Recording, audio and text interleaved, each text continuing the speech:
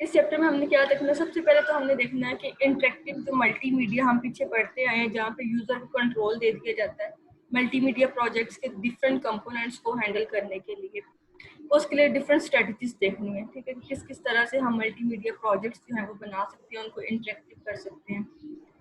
Second पे फिर हमने देखना है उसकी डिजाइनिंग किस तरह से कर सकते हैं और उसकी प्रोड्यूसिंग किस तरह से कर सकते हैं, ठीक है। इन दोनों टर्म्स के अंदर डिफरेंस है, डिजाइनिंग के अंदर एंड प्रोड्यूसिंग के अंदर। इनको देख लेते हैं। अब सबसे पहले जो है वो स्ट्रेटजीज हैं for creating interactive multimedia. Designing and building multimedia projects go hand in hand. Means के मल्टीमीडिया प्रोजेक्ट बनाते हुए उनकी डिजाइनिंग आप कर रहे हैं, डिजाइनिंग फेज में है, या फिर उनकी बिल्डिंग उनकी डेवलपमेंट फेज में है, ये साथ साथ भी चल सकते हैं, ठीक है। और ये एक दूसरे के लिए बड़ा इंपॉर्टेंट है, नेसेसरी है। इस तरह आप नहीं कर सकते हैं कि डायरेक्टली उनको जो है आप बिल्डअप करना स्टार्ट कर दें। पहले जो है प्रॉपर उसकी डिजाइनिंग होगी, ठीक है, जिस तरह हम पीछे एससी में भी पढ़ते आए हैं, प्रॉपर फेजिंग के थ्रू पहले डिजाइनिंग होगी और उसके बाद जो है उस प्रोजेक्ट की जो है वो बिल्डिंग होगी, उसकी डेवलपमेंट होगी। Balance propose changes against their cost. फिर इसको बनाते हुए साथ में आपने उसकी कॉस्ट का भी ख्याल रखना है, ठीक है। कॉस्ट बेनिफिट एनालिसिस जो है उसको भी साथ में देखना है कि आप कंपोनेंट के ऊपर कितनी कॉस्ट इन्वेस्ट कर रहे हैं। उसके बाद ओवरऑल जब आपका प्रोजेक्ट बन जाएगा तो उसकी कॉस्टिंग क्या होगी, उसकी बेनिफिट्स क्या होंगे, उसको भी साथ में आपने देखना है।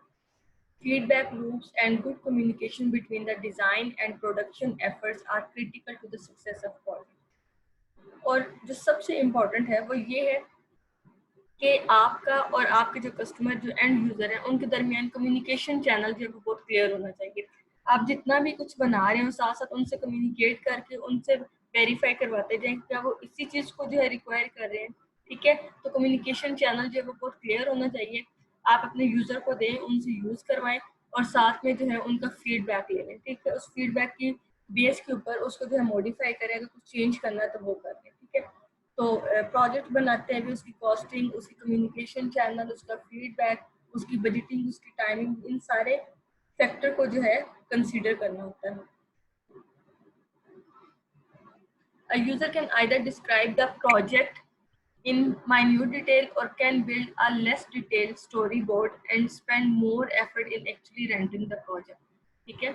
अब वो कह रहे हैं कि यहाँ पे ये डिपेंड करता है कि आपका प्रोजेक्ट जो है बहुत ही लेस डिटेल के अंदर जो है डिस्क्राइब किया गया है, या फिर जस्ट एक स्केच सा बना के, स्टोरी बोर्ड होता है एक स्केच की फॉर्म के अंदर आपको सारे प्रोजेक्ट की स्टोरी जो है उसको डिस्क्राइब कर देना, उसकी फॉर्म में बताया गया है, और बाद में जो एक्चुअल डेवलपमेंट का फेज है उसके ऊपर ज्यादा टाइम लगा दिया गया, ठीक है। ये तो डिपेंड करता है हमारे प्रोजेक्ट किस टाइप के हैं। अगर जो है वो इतने कम्प्लेक्स टाइप के नहीं है तो हम उसकी डिजाइनिंग वगैरह पर इतना टाइम नहीं लेते, और असल में जो इम्प्लीमेंटेशन का टाइम होता है वहां पे ज्यादा टाइम ले लेते हैं, ठीक है। ये डिपेंड करता है।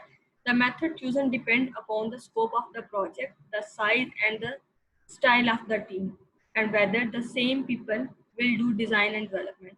फिर अगेन वही बात कि यहाँ पे भी हम कह रहे हैं कि प्रोजेक्ट के ऊपर डिपेंड कर रहा है, प्रोजेक्ट का आपका स्कोप क्या है, प्रोजेक्ट का साइज कितना है, या फिर टीम है, टीम ने आर्किटेक्चर कौन सा यूज किया है प्रोजेक्ट बनाने के लिए, ठीक है। ये डिपेंड कर रहा है आपके प्रोजेक्ट के ऊपर। जिस तरह का प्रोजेक्ट होगा उसी के लिहाज से उसकी डेवलपमेंट होगी। अगर जो शॉर्ट सा प्रोजेक्ट है तो हो सकता है वही सेम लोग हों जो डिजाइनिंग फेज पे भी काम कर रहे हैं और डेवलपमेंट में भी काम कर रहे हैं। अगर बहुत कॉम्प्लेक्स टाइप का प्रोजेक्ट है तो इस तरह से भी हो सकता है कि डिजाइनर अलग से हों, डेवलपर अलग से हों, कोडर अलग से हों, ठीक है। तो ये सारा डिपेंड कर रहा है आपके प्रोजेक्ट के स्कोप के ऊपर, उसके साइज के ऊपर। If the design team is separate from the development team, it is best to produce a detailed design first, ठीक है। तो कह रहे हैं कि अगर जो है डिजाइनर वाले अलग हैं डेवलपमेंट से, तो फिर जो है बेहतर यही है कि हम पहले डिटेल डिजाइन बना लें, उसको अच्छी तरह से अंडरस्टैंड कर लें और फिर उस डिटेल डिजाइन की बेस के ऊपर जो है वो इम्प्लीमेंटेशन स्टार्ट कर दें। Designing multimedia project. Designing a multimedia project requires knowledge and skill with computer, talent in graphics, art, video and music, and the ability to conceptualize logical pathway, ठीक है। अब ऐसा नहीं है कि मल्टीमीडिया प्रोजेक्ट हम कह रहे हैं कि मल्टीमीडिया के 3-4 कंपोनेंट्स लिए और उसको हर इंसान जो है जोड़ के और बैठ के प्रोजेक्ट बनाना है, इस तरह से नहीं है। प्रोजेक्ट जो मल्टीमीडिया बहुत बड़े बड़े प्रोजेक्ट हैं उसके लिए special training, special skills, special courses जो हैं वो चल रहे हैं, ठीक है। वो सारा जब टैलेंट होगा उसके बाद ही आप जो मल्टीमीडिया के सारे कंपोनेंट्स हैं उनको आप ग्रुप अप कर सकते हैं, उनके दरमियान लॉजिकल पाथवे डिफाइन कर सकते हैं, उनका फ्लो जो है वो डिफाइन कर सकते हैं। ठीक है, सिर्फ 3-4 इमेज या वीडियो को मिला के हम उसको ये नहीं कह सकते कि ये बड़ा अच्छा सा प्रोजेक्ट बन गया। तो उनके दरमियान प्रॉपर जो पाथवे है, प्रॉपर फ्लो है, उस सारे को डिफाइन करने के लिए एक्चुअल जो स्किल्स हैं वो रिक्वायर्ड होती हैं। Designing involve thinking, choosing, making and wing. ठीक है, अब डिजाइनिंग के अंदर ये सारे फेजेस आ जाते हैं। सबसे पहले थिंकिंग होगी, ठीक है, फिर चूजिंग होगी, सिलेक्शन होगी, फिर मेकिंग होगी और फिर डूइंग होगी। इनको भी साथ देख लेते हैं। अब यहाँ पे डिजाइनिंग के अंदर दो चीजें, एक तो आपने स्ट्रक्चर डिजाइन करना है, एक यूजर इंटरफेस डिजाइन करना है। ठीक है, स्ट्रक्चर के अंदर आ जाएगा आपका ओवरऑल जो प्रोजेक्ट का स्ट्रक्चर है उसकी डिजाइनिंग आ जाएगी, और दूसरा जो है यूजर इंटरफेस आ जाएगा, उसकी डिजाइनिंग आ जाएगी। अच्छा, आप स्ट्रक्चर देखते हैं। The manner in which project material is organised has just as great an impact on the viewer as the content. ठीक है, अब यहाँ पे कह रहे हैं जो भी आपके प्रोजेक्ट के मटेरियल हैं वो ऐसे ही नहीं है आप लोगों ने कहीं पे भी फ्लो कर दिया। ठीक है, उसको बड़ा ऑर्गेनाइज वे के अंदर करना है, जिस तरह से आपके प्रोजेक्ट की रिक्वायरमेंट है उसके लिहाज से उनको ऑर्गेनाइज करना है। ठीक है, और ऐसा भी नहीं यूजर को आपने प्रेशराइज कर देना, सारी चीजें जो है स्टार्ट के ऊपर उसको दिखा देनी है। ठीक है, डिटेल के अंदर जाना है, हियरार्किकल लेवल के अंदर फर्स्ट लेवल के ऊपर थोड़ी सी माइन्यूट डिटेल उसको दिखा दी, फिर जैसे जैसे उसको समझ आने लग जाएगी आप प्रोजेक्ट इसकी डेप्थ के अंदर ले जाएंगे। तो एक बड़ा ऑर्गेनाइज वे के अंदर सारा मटेरियल जो है आपने उसको ऑर्गेनाइज करना है। ठीक है, mapping the structure of a project should be done early in the planning. फिर वो कह रहे हैं कि जो मैपिंग है, मैपिंग हम किस लिए यूज करते हैं? मैपिंग हम as a road map use करते हैं। ठीक है, जिसके अंदर जो है हमारी सारी प्लानिंग होती है, हमें जो समझ आ रही होती है कि हमने इसके बाद ये वाला टास्क जो है वो परफॉर्म करना है। तो प्लानिंग से जिसके अंदर जब हम प्लान बना लेते हैं, मैपिंग बना लेते हैं, वो बड़ा हेल्पफुल रहता है हमारे लिए आगे नेक्स्ट जो डेवलपमेंट करने हैं, जो भी स्ट्रक्चर डिजाइन करना है उसके लिए। Navigation maps are also known as site map. ठीक है, यहाँ पे नेविगेशन मैप, नेविगेशन का आपको आइडिया होगा। नेविगेशन होता है डायरेक्शन देना, टू मूव थ्रू। ठीक है, किसी एक जगह से किसी दूसरी जगह के ऊपर मूव कर देना किसी डायरेक्शन के थ्रू। तो यहाँ पे हम देखते हैं प्रोजेक्ट्स के अंदर अक्सर हमें नेविगेशन जो दी होती है, हम जो फ्रीली नेविगेट कर रहे होते हैं, कभी इधर जा रहे होते हैं, कभी उधर जा रहे होते हैं, तो नेविगेशन मैप्स जो है वो भी साथ में अटैच किए जाते हैं प्रोजेक्ट्स के अंदर, जिनको हम साइट मैप भी कह सकते हैं। They help organise the content and messages. ठीक है, नेविगेशन के थ्रू हम अपने कंटेंट्स को, अपने मैसेजेस को, ये जोन से भी हमारे कंपोनेंट्स हैं उनको एक प्रॉपर वे के अंदर ऑर्गेनाइज कर लेते हैं। ठीक है, प्रॉपर हायरार्की बेस के अंदर ये जो भी आपने स्ट्रक्चर चूज किया उसके अकॉर्डिंग। नेविगेशन मैप्स प्रोवाइड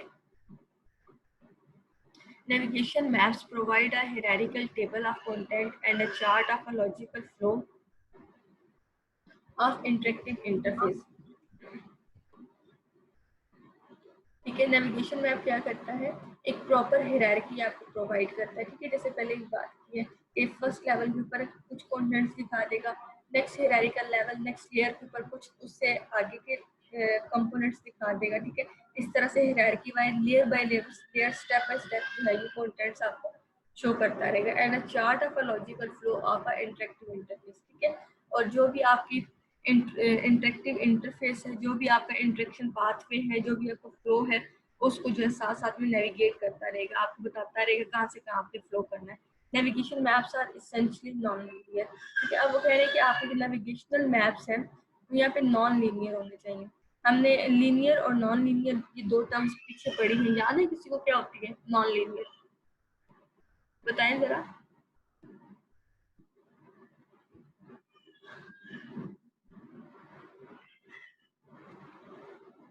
याद है किसी को नॉन लीनियर क्या होता है?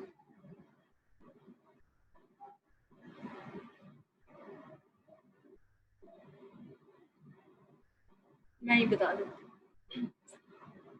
नॉन लीनियर के अंदर ये था जहाँ पे हमने कहा था कि हमारा जो है हम किसी भी डायरेक्शन के अंदर जो है फ्लो कर सकते हैं। लीनियर में ये था कि हम जो है सिक्वेंशली लीनियरली जो है एक ही साइड पे एक ही डायरेक्शन के अंदर जो फ्लो करते हैं। लेकिन यहाँ पे वो कह रहे हैं कि नेविगेशनल मैप जो है आपके नॉन लीनियर होने चाहिए। ठीक है, किसी भी जगह पे यूजर जो है वो मूव कर सके, कहीं पे भी जो है नेविगेट कर सके, आगे भी जा सके, पीछे भी लेफ्ट टू राइट किसी जगह पे भी मूव कर सके, ठीक है। मीन्स आपका जो भी प्रोजेक्ट है किसी भी कंपोनेंट्स के ऊपर मूव कर सके। अच्छा, अब 4 फंडामेंटल जो है स्ट्रक्चर यहाँ पे बता दिए गए हैं कि आप इनमें से कोई भी स्ट्रक्चर जो है चूज कर सकते हैं प्रोजेक्ट के लिए। सबसे पहले लीनियर है। लीनियर जो है user navigate sequentially from one frame of information to another, ठीक है। लीनियर अगर आप स्ट्रक्चर लेते हैं तो उसमें यूजर क्या है वन डायरेक्शन के अंदर ही मूव करेगा, ठीक है। एक साइड से स्टार्ट करेगा और सिक्वेंशली वहां से जो आगे मूव करता रहेगा एंड तक। हायरार्किकल के अंदर क्या है, user navigate along the branches of tree structure that is shaped by the natural logic of content. It is also called a linear with branch, ठीक है। अब हायरार्किकल के अंदर क्या है, हायरार्की जैसे ट्री होता है ना, ट्री की फॉर्म के अंदर हायरार्की बना देते हैं। ऊपर जो है हमारे पास एक रूट होती है, वहां से स्टार्ट किया आपने नेविगेट करना, फिर आप नीचे आगे नेक्स्ट लेवल के ऊपर, वहां पे आपने उससे आगे नेक्स्ट लेवल के ऊपर जाते गए, ठीक है। तो वहां पे क्या आप लीनियरली विद ब्रांचिंग जो है वो मूव करते गए, ठीक है। लीनियरली सीधा ही जा रहे हैं लेकिन ब्रांचिंग है, ब्रांचेस हैं यहाँ पे, ठीक है। जैसे ट्री की ब्रांचेस होती है, कभी इस ब्रांच में चले गए कभी इस ब्रांच में चले गए, तो ये हायरार्की वाइज ये भी अच्छा स्ट्रक्चर है, इसको हम फॉलो करते हैं। Non linear, user navigate freely through the contents unbound by the predetermined routes, ठीक है। नॉन लीनियर के अंदर आप किसी प्रीडिटरमिन्ड राउट के ऊपर नहीं चलते कि ये फिक्स राउट दे दिया आप इसी के ऊपर जा रहे हैं, ठीक है। यूजर फ्रीली जो है वो होता है जहाँ पे मर्जी मूव करे, ठीक है। जिस मर्जी कंटेंट से जहाँ पे मर्जी मूव करे, कोई रिस्ट्रिक्शन यहाँ पे नहीं होती। कंपोजिट के अंदर क्या है, यूजर में navigate non linearly but are occasionally constraint to linear presentation, ठीक है।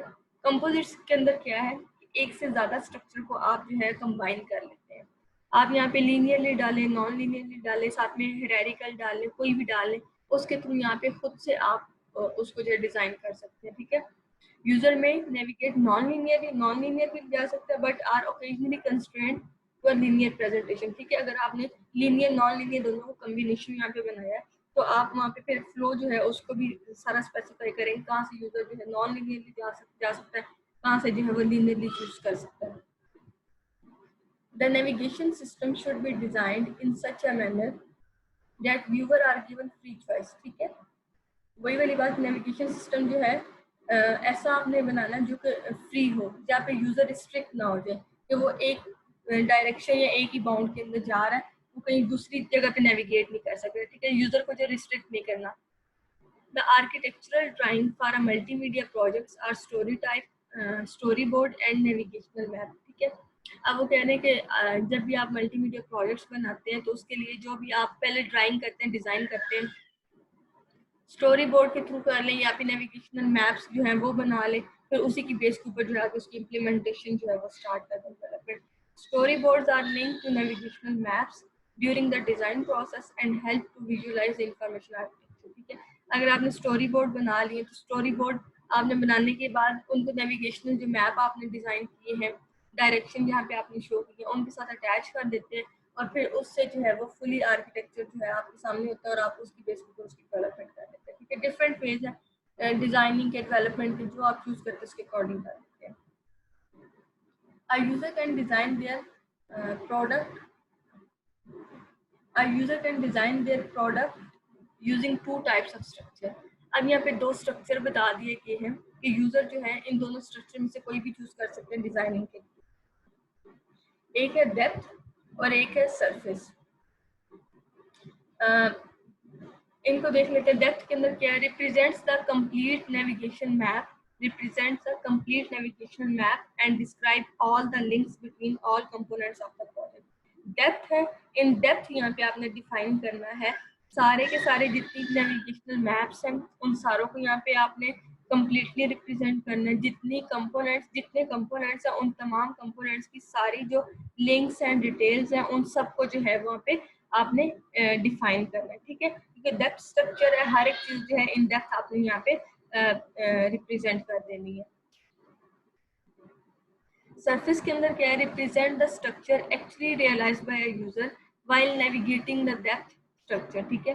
और सरफेस के अंदर कह रहे हैं कि आपने इन डेप्थ नहीं जाना बहुत ज्यादा, ठीक है। सिर्फ यूजर को जितना विजुअलाइज हो, जितना रियलाइज हो, जितना यूजर ने यूज करना, जितनी यूजर को जरूरत है, सिर्फ उतना ही स्ट्रक्चर आपने एक्चुअली वहाँ पे प्रेजेंट करना है। सारी की सारी डिटेल शो करने की जरूरत नहीं है, ठीक है। कि यूजर को जितना जरूरत है उतनी इंफॉर्मेशन शो करती, बाकी जो कम्प्लेक्सिटी वगैरह है उसको हिडन रखती है, ठीक है। जो चीजें यूजर की नीड की नहीं है उनको जो है शो करने की जरूरत नहीं है। तो डेप्थ स्ट्रक्चर के अंदर जो है इन डेप्थ आप शो करेंगे, और सरफेस के अंदर सरफेस स्ट्रक्चर को ब्रेथ फर्स्ट भी हम करते हैं, ठीक है। डेप्थ फर्स्ट और ब्रेथ फर्स्ट भी कहते हैं। तो इसके अंदर जो है जितनी यूजर को नीड होगी उतनी जो है सिर्फ शो अप करेंगे। हॉटस्पॉट, हॉटस्पॉट सिर्फ ये वाला नहीं हम कहते जो हम ये वाईफाई और इंटरनेट शेयर कर लेते हैं, उसके अलावा भी हॉटस्पॉट के डिफरेंट मीनिंग आते हैं, उसको देख लेते हैं। हॉटस्पॉट यहाँ पे क्या शो कर रहा है, add interactivity to a multimedia project, ठीक है। शो इसने वही करनी है, इंटरेक्टिविटी इसने यहाँ पे भी डालनी है, ठीक है। The 3 categories of hotspot are text, graphics and icon. यहाँ पे हॉटस्पॉट किस चीज को कहा गया है, जैसे हम लोग लिंक करते हैं अपने पेजेस को, अपने टेक्स्ट को, ग्राफिक्स को, डिफरेंट चीजों को, ठीक है, जिसके ऊपर हम क्लिक करने से किसी दूसरी प्लेस या किसी दूसरे डॉक्यूमेंट के ऊपर जो है वो नेविगेट कर जाते हैं। तो यहाँ पे ये उसको हॉटस्पॉट कह रहे हैं, ठीक है। जैसे हम बटन है, बटन के ऊपर क्लिक करते हैं, आइकन के ऊपर क्लिक करते हैं तो हम किसी दूसरी जगह पे नेविगेट कर जाते हैं। The simplest hotspot on the web are the text anchor that link a document to other document, ठीक है। HTML लैंग्वेज अगर आपने पढ़ी तो वहाँ पे सबसे सिंपल जो है वो एंकर का टैग होता है, जिसके थ्रू जो है डॉक्यूमेंट्स को लिंक किया जाता है।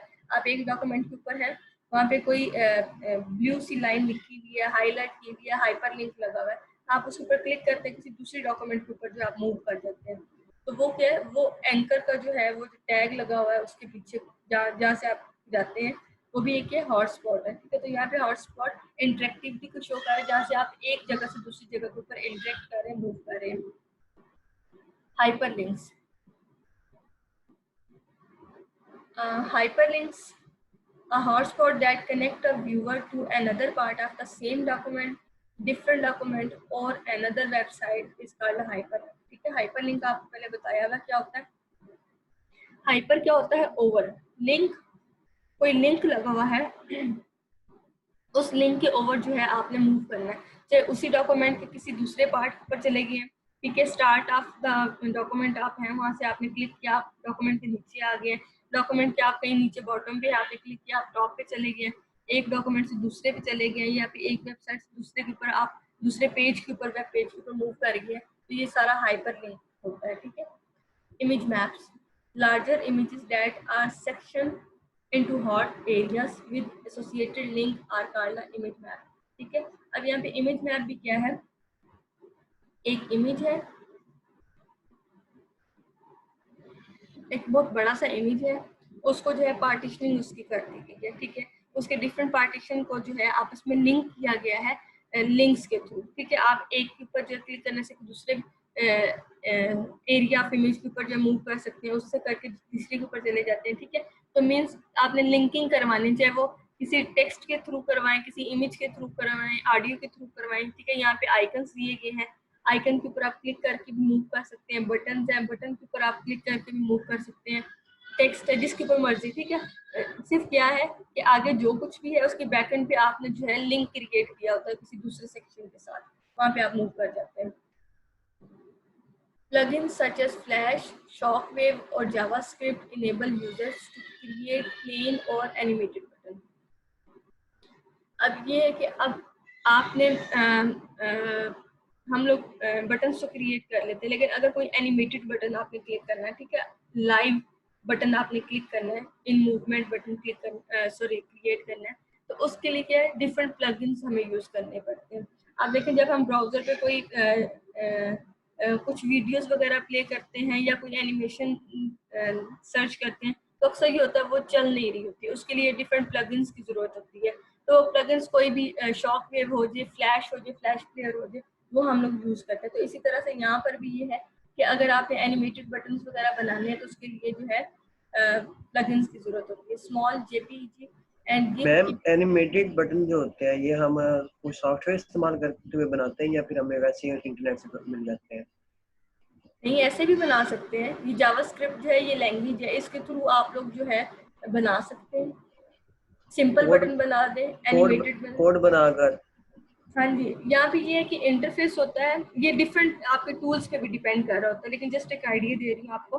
आपका कोई इंटरफेस आप डिजाइन कर रहे हैं, किसी भी टूल के अंदर बना रहे हैं, वहाँ पे साइड पे सारे बटन्स और ये सारी चीजें बनी हुई होती है, वहां से आप ड्रैग करके इंटरफेस के ऊपर जहाँ पे आपने रखना होता है वहाँ पे आप बटन रख देते हैं, ठीक है, उसकी लोकेशन के ऊपर। फिर आप बटन को डबल क्लिक करते हैं, बैक एंड पे कोडिंग हुई हुई होती है, आप कोडिंग पे चले जाते हैं, उस कोडिंग के अंदर आप उसका नेम चेंज करते हैं या उसकी स्पेसिफिकेशन जैसी आपने करनी होती है वो चेंज कर देते हैं। फिर अगर आपने वहाँ पे प्लेन बटन बनाना तो उसके अकॉर्डिंग कर देते हैं, एनिमेटेड बनाना तो उसके अकॉर्डिंग कर लेते हैं, ठीक है। तो जैसा आपने बनाना होता है वहाँ पे आप उसके अंदर उसकी स्पेसिफिकेशन के अंदर पीछे जो चेंज कर देते हैं वैसा बन जाता है। Different languages and different tools हैं, उनके थ्रू आप बना सकते हैं। फिर वो कह रहे हैं कि यहाँ पे जब उनको प्ले करना होता है, कुछ चीज़ें हमारी प्ले नहीं हो रही होती जो एनिमेटेड होती है, लाइव मूवमेंट के अंदर होती है, तो उनके लिए डिफरेंट जो है प्लगइन्स की जरूरत होती है, ठीक है। तो वो जब प्लगइन्स होते हैं तो उसके थ्रू वो चलना स्टार्ट हो जाती है। ठीक है ma'am. Small JPEG or GIF images that are themselves anchor links can also serve as a button on the web, ठीक है। उसके अलावा वो कह रहे हैं कि JPEG और GIF जो इमेजेस है इटसेल्फ ये खुद भी जो है यूज होते हैं एज ए एंकर लिंक। आप किसी एक इमेज के ऊपर जो है वो क्लिक करते हैं, उससे दूसरे इमेज के ऊपर मूव कर जाते हैं, ठीक है। तो यहाँ पे कोई भी चीज है उससे आप जो नेविगेट कर सकते हैं, उससे आप मूव कर सकते हैं किसी दूसरी जगह पे। Highlighting a button is the most common method of distinguishing it, ठीक है। इसके अलावा बटन्स के ऊपर डिफरेंट डिजाइनिंग आप ले लेते हैं, उनको एक दूसरे से डिस्टिंग्विशिएट करने के लिए, उनके दरमियान जो है डिफ्रेंशिएशन करने के लिए आप उनको हाईलाइट कर देते हैं, डिफरेंट कलरिंग दे देते हैं, ठीक है। आप अपना वे जिस तरह से मर्जी डिजाइन करें। It is essential to follow accepted convention for button design and grouping, visual and audio feedback and navigation structure। अच्छा, यहाँ पे वो कह रहे हैं कि accepted conventions, आप कुछ भी डिजाइन कर रहे हैं, चाहे वो बटन है चाहे वो कोई और कंपोनेंट है, उसके लिए जो पहले से चलती आ रही है कन्वेंशंस वही वाली उन्हीं को यूज करें, ठीक है। अपनी नई कन्वेंशन वहाँ पे जो है उनको बिल्डअप ना करें। कन्वेंशंस मीन्स के जैसे सपोज सिर्फ मैं कह रही हूँ कि एक बटन है, बटन कोई वीडियो प्ले करने के लिए है, बटन के ऊपर आपने टैग लिखा है प्ले का जो कि पीछे से चलता आ रहा है। अब वो यूजर को पता चल जाएगा इस बटन के ऊपर क्लिक करने से क्या होगा, प्ले हो जाएगा। आप वो पुरानी कन्वेंशन छोड़ के अपनी कोई नई डिजाइनिंग स्टार्ट कर दें, प्ले की जगह कुछ और लिख दें, तो यूजर जो है उसको अंडरस्टैंड करते हुए टाइम लगेगा कि इसको क्लिक करने से क्या होगा, ठीक है। तो जो पुरानी कन्वेंशन, जो पुरानी चीजें चलती आ रही हैं, एक्सेप्टेड हैं सबके लिए, उन्हीं को यूज करें, ठीक है। Avoid hidden commands and unusual की स्ट्रोक, माउस क्लिक कॉम्बिनेशन वगैरह वगैरह, ठीक है। उसके अलावा अगर आप कोई की स्ट्रोक की कॉम्बिनेशन जो है बना रहे हैं या फिर कोई क्लिकिंग मैकेनिज्म यहाँ पे लगा रहे हैं कि बटन के ऊपर क्लिक माउस लाने से ये वाला इवेंट हो जाए, माउस को बैक लाने से ये वाला इवेंट क्लिक हो जाए, सिंगल क्लिक करने से ये वाला इवेंट हो जाए, तो सारी चीज़ें जो है यहाँ पे क्लियर हो, उनके दरमियान कोई भी ऐसा ना हो कि आपने कोई चीज़ हिडन रखी हो, ठीक है। यूजर को पता ही ना हो कि इसकी स्ट्रोक से क्या हो रहा है और वो परफॉर्मेंस जो है वो खराब हो जाएगी, ठीक है। तो जो पुरानी कन्वेंशन चलती आ रही है उनको क्लियरली यहाँ पे डिफाइन कर देना है, ठीक है। जो भी माउस क्लिकिंग कॉम्बिनेशन आप यहाँ पे डिजाइन कर रहे हैं वो भी जो क्लियर होने चाहिए।